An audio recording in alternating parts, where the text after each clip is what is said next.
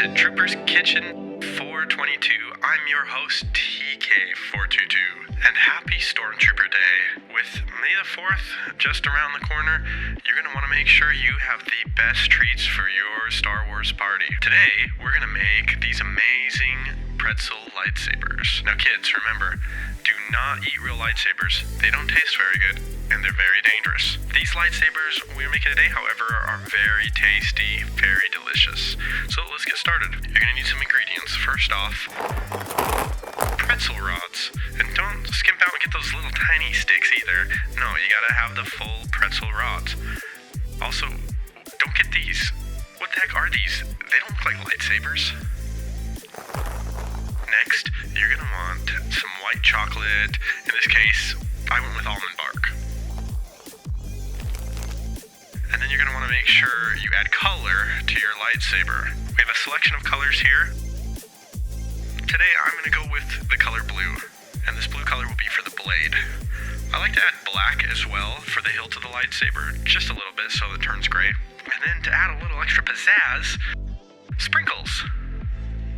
Okay, so first off,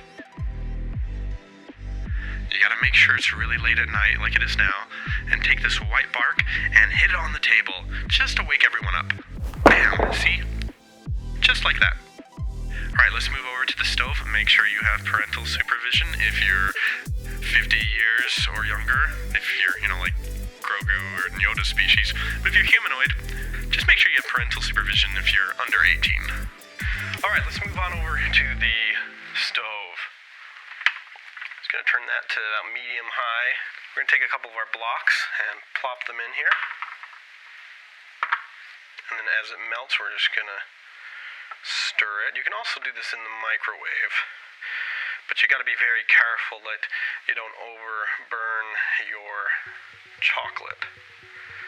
I would do increments of 30 seconds, check on it, stir it, and then another 30 seconds. And as it's melting, we're going to throw in another block of chocolate. Now the food dye you can add in really any time. If you're going to microwave it, I would add it in first, just because sometimes what will happen is the cool liquid of the food dye will start to cool the chocolate too fast. It can make it kind of a weird texture. In fact, while that's melting, let's go ahead and add a couple drops of blue right now.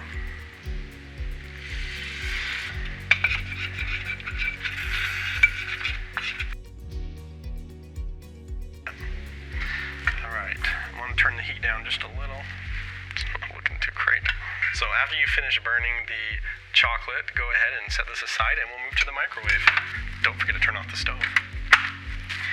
Grab a microwave-safe bowl. Put your piece of chocolate in there. Set timer for 30 seconds.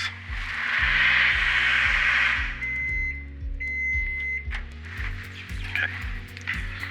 As you can see, it's melted a little bit. I'm going to go ahead and add a couple drops of the food dye.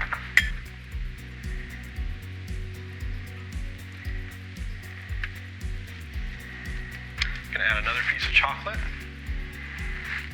Stick it in the microwave for another 30 seconds.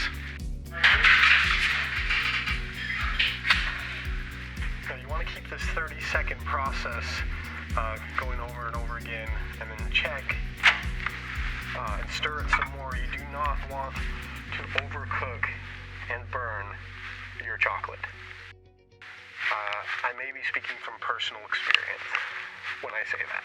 Let's do another 30 seconds. Yeah, that's looking real nice. Make sure that blue mixes real nicely. That's looking better. For comparison, before it cools too much, we're going to want to apply this to our pretzel. We have the pretzel rods here, so I'm just going to take our chocolate and drizzle it over.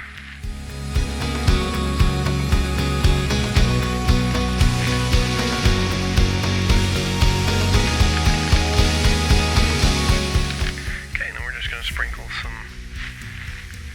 blue sprinkles on there. This is, you can end here if you want. The you have this nice little handle you can grab the lightsaber with.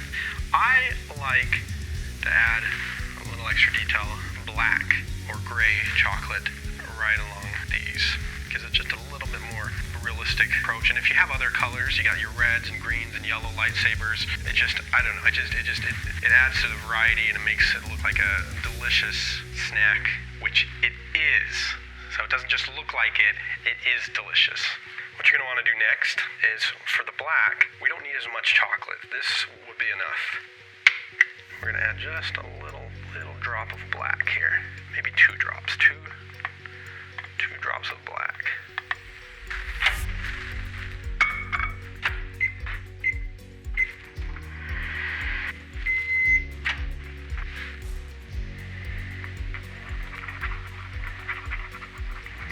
Now you can add an additional black food dye if you want this to be even darker, which we've done. I've had pretty dark lightsaber hilts before, but I'm happy with the way this looks.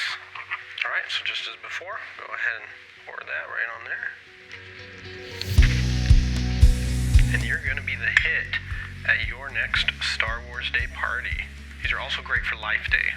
Now, what I like to do at this point is put this in the fridge to help it cool down and everything solidify.